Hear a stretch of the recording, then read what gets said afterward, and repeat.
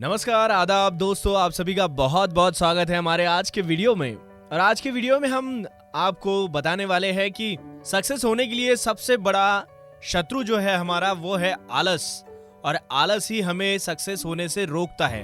तो इस आलस को कैसे दूर रखना है, आलस को कैसे भगाना है, तो आलस के इस बीमारी को, आलस के इस हमारे स्वभाव को कैसे बदलना है, इसे ही हम आज आपको हमारे वीडियो में दिखाएंगे।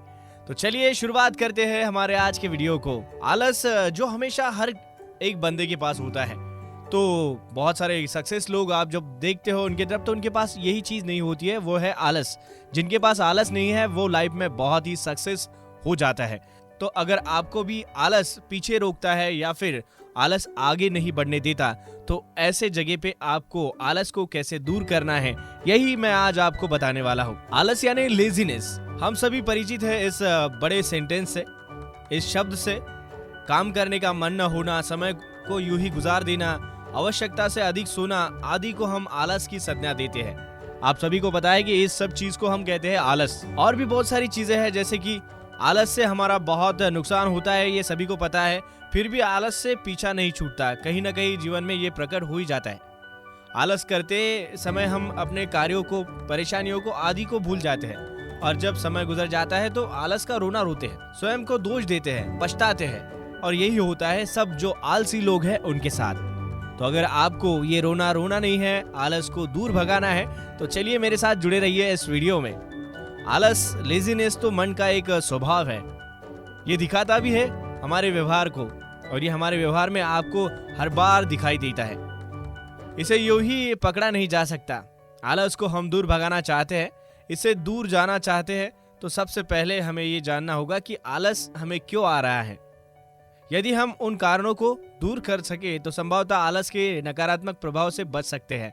और आलस से बचने के लिए हमें ये जरूर करना है कि वो आलस जो है वो क्यों आ रहा है हमारे पास, इसे हमें जरूर ढूंढना होगा। सबसे पहले ये समझने का बहुत ज्यादा प्रयत्न करना चाहिए कि आलस है क्या। What is laziness? आलस यानी लेजीनेस थक जाने को, कुछ ना करने से बचने को, या फिर चीजों को टालते रहने की एक प्रवृत्ति को कहते हैं। प्रश्न उठता है कि क्या कारण है जिनकी वजह से हमें आलस आता है। इसके बारे में मशहूर साइकोलॉजिस्ट लारा डी मिलर कहती है कि आलस की जरूरत से ज्यादा आलोचना की जाती है। आलसी का ठप्पा लगा देने से इस बात को समझने में कतई मदद नहीं मिलती कि कोई व्यक्ति क्यों वह काम नहीं कर रहा है जो वह करना चाहता है या फिर उसे करना चाहिए।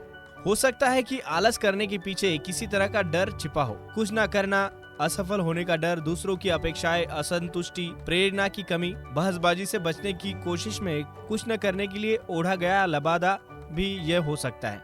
आलस को समस्या मानने की जगह उसे अन्य समस्याओं के लक्षण के तौर पर समझना चाहिए। दोस्तों, कुछ व्यंगकारों ने भले ही इसकी तारीफ की हो, कई सुविधाजनक वस्तुओं के आविष्कार की प्रेरणा, इंस्पिरेशन माना हो, इसे धीरता की निशानी और जिंदगी को आसान बनाने की कला समझा हो, पर सच यही है कि आलस ही वजह को न ढूंढना और लंबे समय तक जरूरी कामों से बचते रहना अपने करियर और जिंदगी के लिए कष्टप्रद बन सकता है और बन जाता है।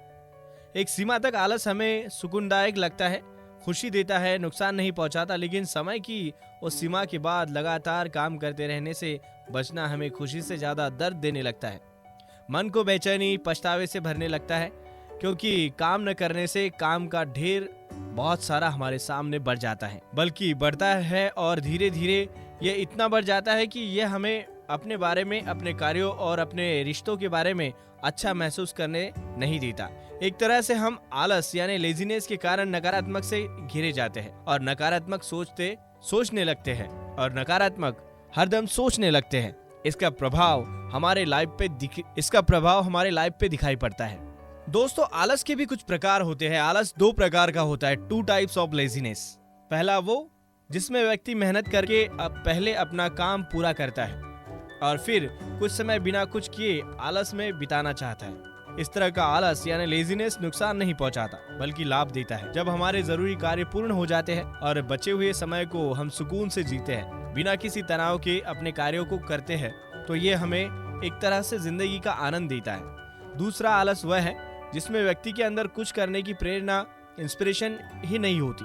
ऐसी स्थिति में व्यक्ति कुछ न कर पाने के कारण बेचैन तो रहते हैं, पर उनमें वह उत्साह नहीं होता जो उनसे कुछ काम करा ले। कई बार व्यक्ति को यह भी पता नहीं होता कि वह क्या करना चाहता है, और ये समझ न पाने के कारण भी वह आलस करता है। इस तरह लंबे समय तक कुछ न करना, कामों को टालना, रोजमर्रा के कार्यों को मजबूरी मानते हुए करना, ये कुछ और नहीं बल्कि मन में जन्म ले रही निराशा के संकेत है, जिसके कारण व्यक्ति अपना समय कम मेहनत वाली और उबाऊ चीजों में बिताने लगता है। अपने जीवन से आलस को दूर भगाने के लिए हमें थोड़ी मेहनत, मशक्कत तो करनी ही पड़ेगी, और मुझे लगता है कि आप सब तैयार है ये सब करने के लिए।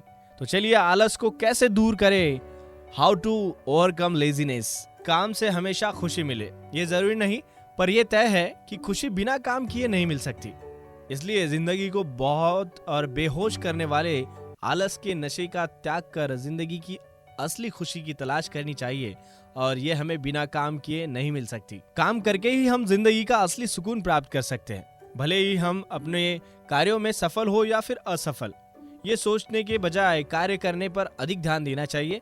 कार्य करते समय एक साथ कई काम करने के बजाय एक बार में एक या दो कामों को पूरा करने की कोशिश करनी चाहिए, क्योंकि इससे हमारे कार्य पूर्ण होंगे, और अपने कार्यों को पूरा होते हुए देखने से हमारा आत्मविश्वास यानी सेल्फ कॉन्फिडेंस भी बढ़ेगा, और खुशी यानी कि जो आपके चेहरे पर दिखने वाला हैप्पीनेस है और खुशी भी मिलेगी। हमें करने को अगणित कार्य होते हैं, जिनके कारण हम ये समझ नहीं पाते कि शुरुआत कहाँ से करें, कैसे करें। इसलिए स्वयं में यह आदत डालनी चाहिए कि अपने समक्ष उपस्थित कार्यों को हम समेटते और सहजते रहें।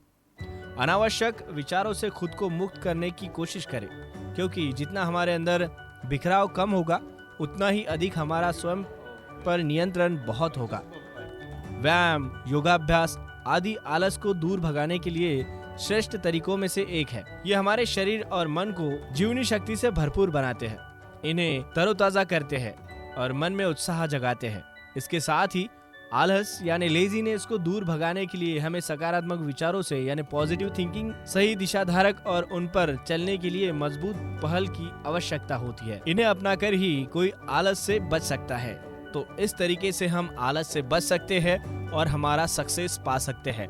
तो दोस्तों, ये था आलस, और इस आलस से कैसे बचे। आलस से अगर हम दूर हो तभी हम अपने सक्सेस को अचीव कर सकते हैं, हमारे गोल को अचीव कर सकते हैं। तो आज से आप प्रण ले कि आपको आपके आलस को भगाना है, जो काम को टालमटाल आप करते हैं उससे दूर रहना है और अपने कार्य को प्राधान्य देना है। तो आज का हमारा वीडियो आपको जरूर अच्छा लगा होगा, तो इस कमेंट बॉक्स में कमेंट करें, साथ ही हमारे इस वीडियो को शेयर करें और हमारे इस चैनल को सब्सक्राइब करें। फिर मिलेंगे अगले वीडियो में, तब तक के लिए नमस्कार।